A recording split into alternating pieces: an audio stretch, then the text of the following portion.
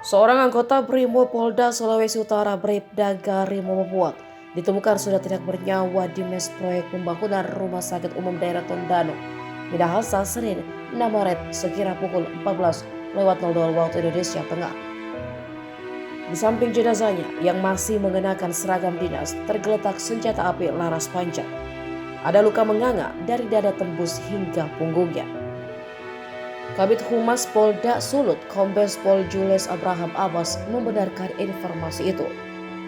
Diketahui Gary meninggal tak lama setelah sang kekasih Litani Sondang meninggal dunia pada 22 Februari 2023 karena sakit. Kabar meninggalnya Gary viral di media sosial.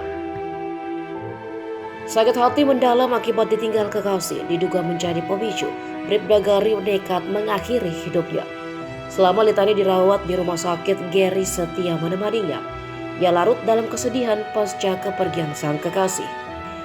Gary sebelumnya telah merencanakan meresmikan hubungannya dengan Litani dalam sebuah pernikahan. Sayang, kenyataan berkata lain. Gary menyusul sang kekasih hanya berselang 2 minggu setelah kepergian Litani.